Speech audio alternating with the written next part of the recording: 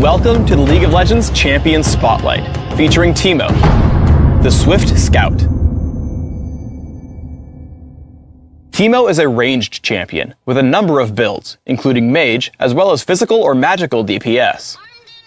In this spotlight, I'll be covering a couple of DPS builds, but don't be afraid to experiment with your own. Teemo's passive is Camouflage. If Teemo stands still for a few seconds, he becomes invisible. Any action from this state will remove the invisibility and give Teemo a temporary attack speed buff. Blinding Dart damages and blinds target enemy, rendering all basic attacks useless for a short time. I grab a point here at level 2 and max it last. Move Quick is a passive active ability. As long as Teemo has not been struck by a champion or turret in a while, he enjoys bonus movement speed. When activated, Teemo gains a much stronger movement speed boost that lasts a few seconds and is not interrupted by damage. I take Move Quick at level 3 and max it by level 13. Toxic Shot passively causes Teemo's basic attacks to deal bonus damage and poison the target. This poison deals extra damage over a few seconds. I max Toxic Shot by level 9.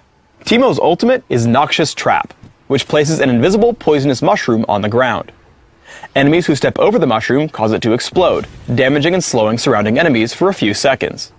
Noxious Trap is placed on an ammo system. Teemo may store up to 3 mushrooms and place them in quick succession. As with all ultimates, I rank it at levels 6, 11, and 16.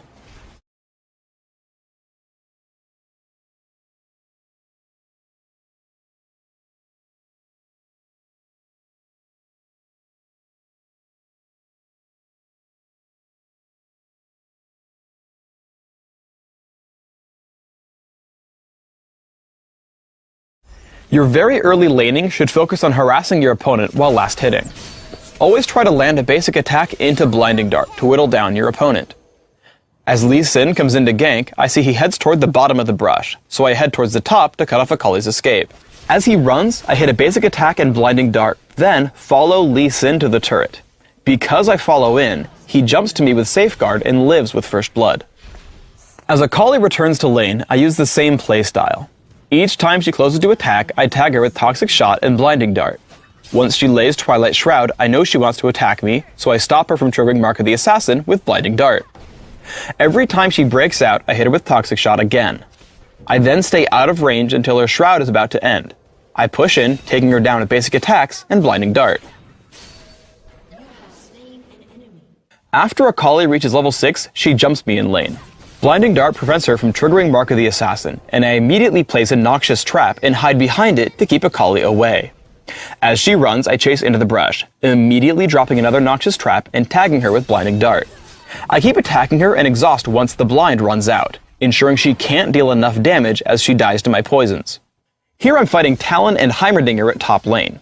I place a Noxious Trap in a place where I can fight and hold position. Standing atop the mushroom, I push into Talon with Blinding Dart and basic attacks, causing him to trigger my trap with Cutthroat and die immediately to Lee Sin and myself. As we push in on Heimerdinger, the enemy Lee Sin comes in, so I blind him and cause him to retreat.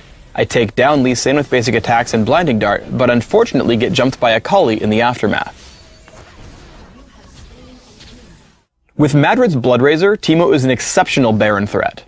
As we prepare to take it, I drop Noxious Traps in the routes our opponents must take to stop us. With the traps in place, I head in to start fighting.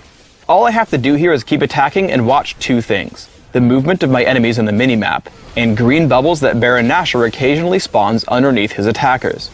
You can see it here under Taric, knocking him up and preventing him from dealing any damage.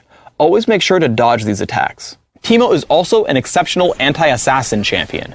In a teamfight in mid, I spot Akali heading in. Blinding Dart and basic attacks completely stop her ability to kill Lee Sin.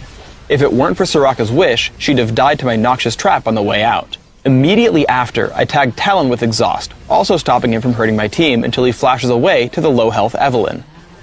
Right after that, the enemy Lee Sin comes in also looking for blood, but Blinding Dart stymies his aggression as well. Let's look over on Dominion now. Because I itemize for early games so much, 1v1ing an enemy Teemo at bottom lane is extremely easy. By positioning myself closer to the health relic, I kill him with 500 health to spare. Winning this fight allows me to take the enemy Boneyard with ease. After capturing the Boneyard later in the game, I get jumped by Nocturne. Noxious Trap and Blinding Dart keep me from dying, and I create distance with Flash into Move Quick.